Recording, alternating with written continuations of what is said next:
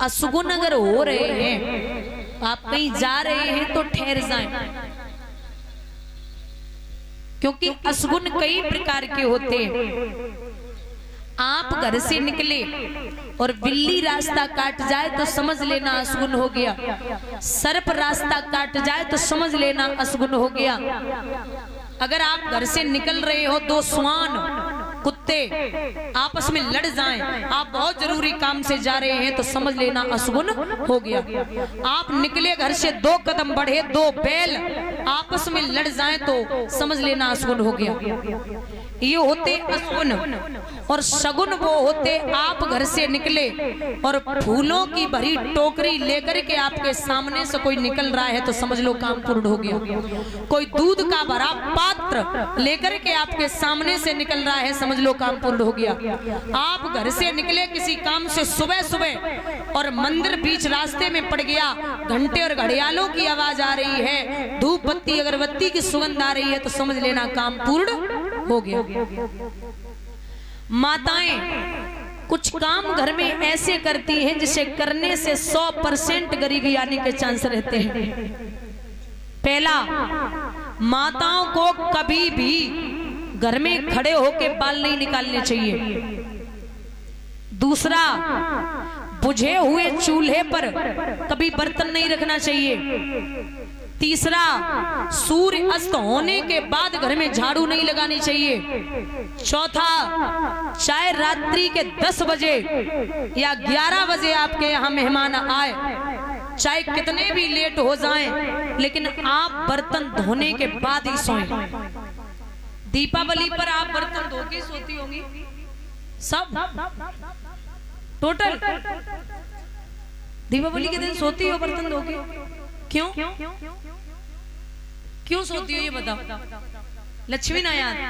रोज के लक्ष्मी बाजार करने जाते हैं, लक्ष्मी ना आती? अरे लक्ष्मी का प्रवेश रोज ही होता है। ये किसने बोल दिया रोज लक्ष्मी नहीं आती? अगर लक्ष्मी नहीं आएगी भूख को मर जाओगे। कहते हैं दादा कि यहाँ चाहे कितनी भी रात्र, कुछ माताएं ऐसी होती 7 दिन भागवत चली, बोले अब 7 दिन कपड़ा ना धोले, इकट्ठे 8वें 10वें दिन धो दिए, तब तक इकट्ठे बने रहते हैं, घर में डले रहते हैं। और कुछ माताएं होती आज स्नान किया, कल शाम को कपड़े धोले।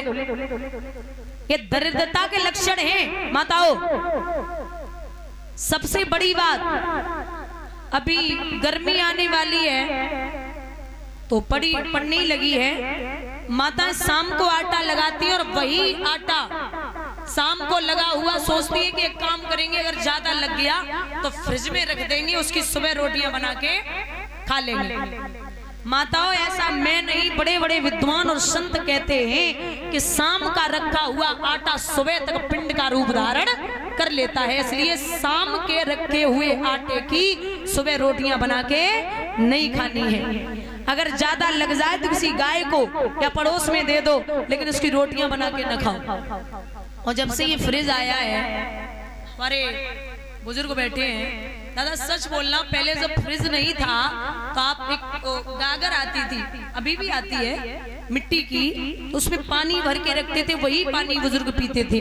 आप कितनी भी धूप में बाहर से आए और एक गिलास पानी वो पीने, बीमार नहीं पड़ोगे। अब बाहर से आके फ्रिज का पानी पी लेना। मिट्टी की हांडी में आज भी दाल बनाओ, मिट्टी की हांडी में दाल बनाना, वो दाल आप 3 दिन तक खा सकते हैं। कुकर वाली दाल आपको सुबह वाली शाम को बेस्वाद लगेगी। कुकर तो सीधी कहता है तू मेरी सीटी बजा, मैं तेरी सीटी बजाऊंगा। और अंधेरे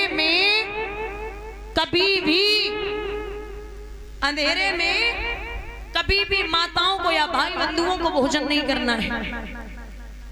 अंधेरे में कभी भी भोजन नहीं करना। घर पे दूध नहीं हो रहा है, गाय भैंस ऐसे नहीं है, बाहर से दूध आ रहा है, दूध को हमारे विद्वान रत्न मानते हैं।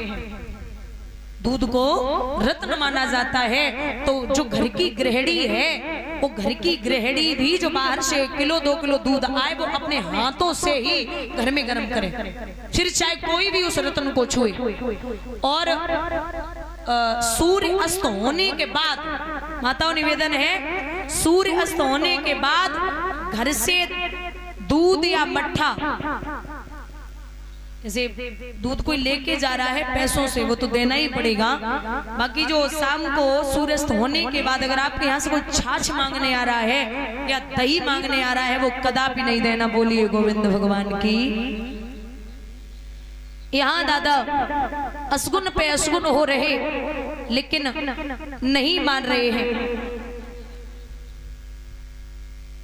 शिशुपाल हुआ ऐसा, काजर लागी तेन भूप के नैन दिखाइयो बच्चा लला, कछु ठाड़ी गाई रही गीत मचाई रही हल्ला।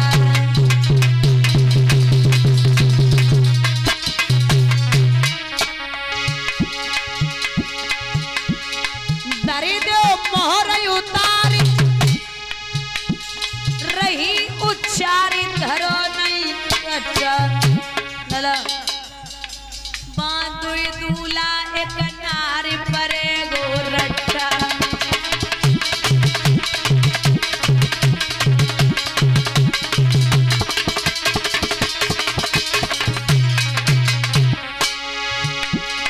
दरे दो मोहर उतारी रही उच्चारी धरो नहीं अच्छा, बांधुई दूला एक नारी परे गोरट्टा।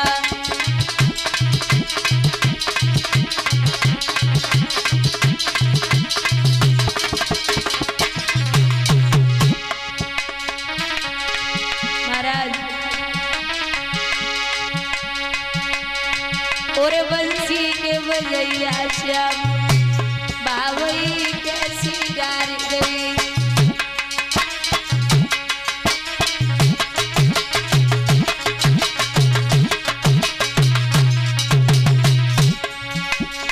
ओ मुरली के बजैया श्याम बिपतिया कैसी गारी गई।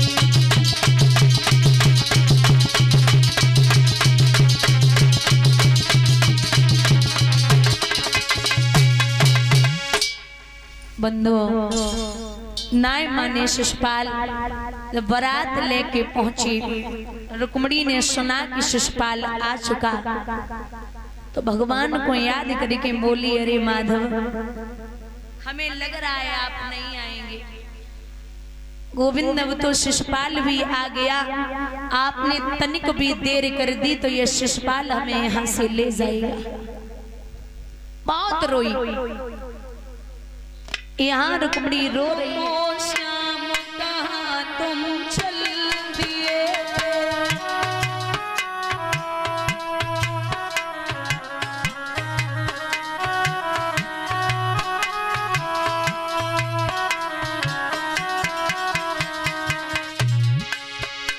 जरा ये तो बता गिरधारी, मुझसे भूल भई का भारी।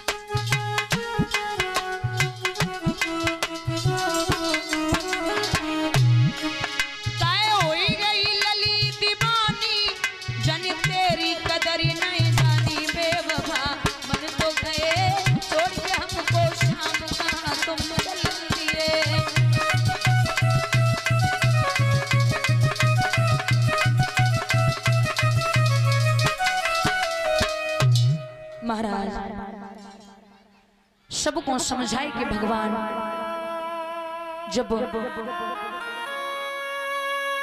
निकले हैं तो राधा बेहोश है कि जमीन पे गिर पड़ी। जमीन पे गिरी। जब तक मैया यशोदा को रथ दिखाई देता रहा, देखती रही। जैसे ही रथ आंखों से ओझल हुआ, बाबा नंद के गले से लग के बोली कि हे बाबा, कोयल के बच्चों को कागा बड़े चाव से पालता है, लेकिन जब वो बड़े हो जाते तब अपने घर के लिए चले जाते हैं। हमने वह देवकी को लाला बड़े चाव से पालो, आज वही देवकी का बेटा देवकी के पास चला गया। बाबा बार बार धीरज बंधा रहे।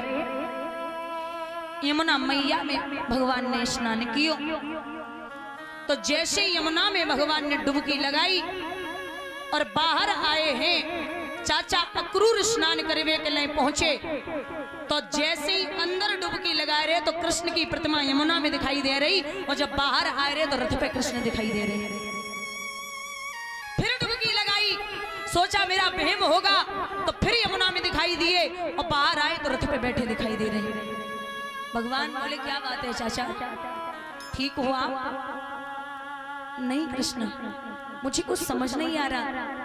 अक्रूर जी से भगवान बोले चाचा, मैं हूँ भक्त का चाचा, और भक्त हमेशा मेरा है। मैं सपने में नहीं भाता हूँ, जो करता मेरा तेरा है। आप निश्चिंत रहिए, कंस मेरा कुछ नहीं बिगाड़ेगा। लेकिन जब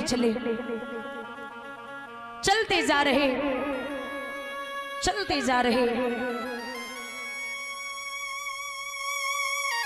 महाराज मथुरा नगरिया के निकट जब रथ प्रस्थान करता है, तो क्या देखा है, वहां पर मथुरा से पीछे एक कंस का धोबी आ रहा है। बुजुर्गों, ये वही धोबी था जो त्रेता युग में मैया सीता को जब रावण ले गया था, माँ सीता वापस राम जी के यहाँ आई। इस धोबी की धोबी एक रात के लिए चली गई, जब वापस आई तो उसने बहुत मारा और जवाब दिया कि मैं वो राम नहीं हूं जो 14 वर्षों के बाद सीता को रख लिया, मैं तुझे मार दूंगा।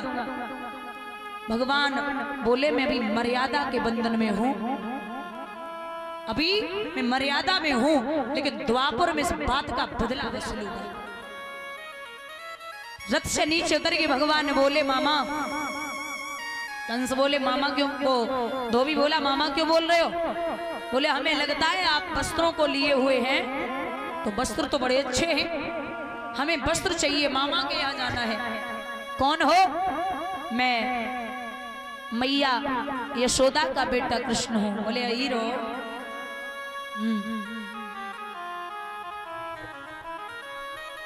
धोबी बोले दर्पण में अपना मुख देखा है जो यहाँ वस्त्र लेने आ गए? मैं भोजराज कंस का धोबी हूं, अरे वस्त्र नहीं दे सकता। ओ गोकुल के ग्वाल चलावे गाल शर्म न आवे, ओ खाद भूल के अपनी रे मालिक पे हुक्म चलावे। दर्पण में मुख देख कर्म की रेख समझ नहीं पावे, और नौकर हुई के आज रे मालिक पे हुक्म चलावे। वस्त्र नहीं दूंगा। भगवान बोले वस्त्र नहीं दोगे? बोले हाँ सोच लो, ले तो मैं लूंगा ही वस्त्र। धोबी बोला क्या कर लोगे? क्या कर लोगे? भगवान ने 2 अंगुल से तमाचो मारो, धोबी बेहोश। और जो बेहोश हुआ थोड़ी देर के बाद खत्म हो गया। भगवान ने उठाए वस्त्र, एक सुनामा नाम के माली से भगवान ने माल्य अर्पण करवाई, फिटिंग करवाई है वस्त्रों की। महाराज कृष्ण आगे बढ़े।